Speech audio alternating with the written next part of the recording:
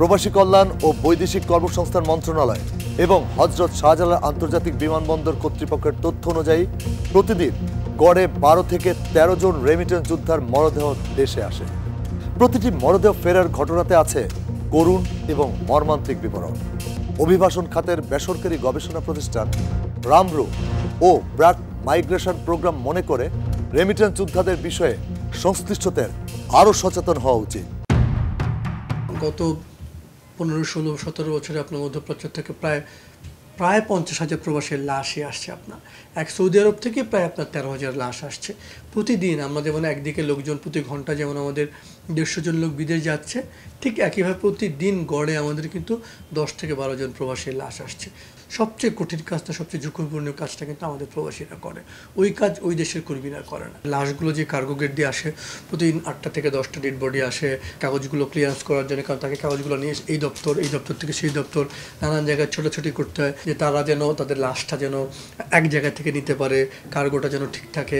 একজন প্রবাসী লাশ আসলে কী হবে, দুর্ঘটনা আসলে কী হবে, সেখানে আমাদের দূতাবাস জানবে তার ভূমিকা কী, পরিবার জানবে তার ভূমিকা কী, আমাদের কল্যাণ ডেস্ক এয়ারপোর্টে সে জানবে তার ভূমিকা কী, কতদিনের মধ্যে লাশটা আসবে, টাকা না থাকলে কোথা থেকে ফান্ডটা দেবে, এখানে প্রবাসীদের ভূমিকাটা কী, এই সমস্ত বিষয় যদি আমাদের একটা লিখিত রূপ থাকে, সেই জিনিসটা আসলে আমি মনে করি যে একটা ব্যবস্থাপনার মধ্যে আসতো। Refugee and migratory movement research unit RMMRU জানায়, দেশের সমৃদ্ধি ও বৈদেশিক মুদ্রার রিজার্ভে দুটো ক্ষেত্রেই রেমিটেন্স যোদ্ধাদের বিপুল অবদান, অথচ তাদের মর্যাদার দিকে সেভাবে খেয়াল রাখা হয় না। ওরা কিন্তু খুব দ্রুত এটা প্রসেস করতে রাজি, ওই দেশের সরকার।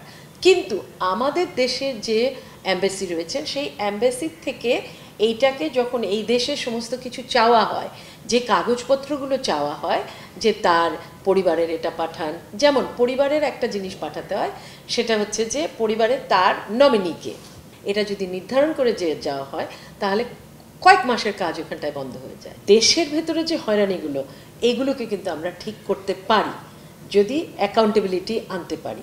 অ্যাকাউন্টেবিলিটি আনার জায়গায় যদি করাপশন একটা অন্তরায় হয়, সেই জায়গাটায় কি করে শক্ত হাতে দমন করা যায়, সেই জিনিসগুলোও কিন্তু ভাবার রয়েছে।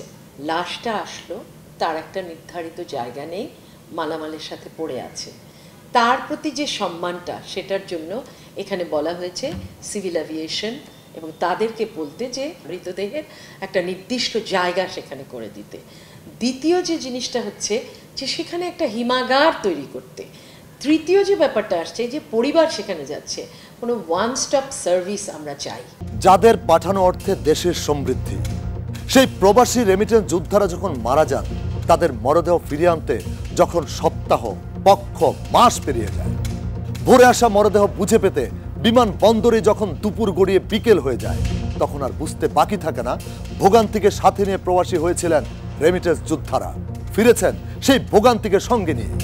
দর্শক, রেমিটেন্স যোদ্ধারা চান কর্মস্থলে মৃত্যু হলে তাদের মরদেহ যেন হাসপাতালের মর্গে দিনের পর দিন পড়ে না থাকে, চাঁদা বা ভিটেমাটি বিক্রির টাকায় যেন তাদের মরদেহ ফিরিয়ে আনতে না হয়, সরকারি খরচেই যেন মরদেহ দেশে পাঠানোর ব্যবস্থা করা হয়। আমরাও তাই চাই।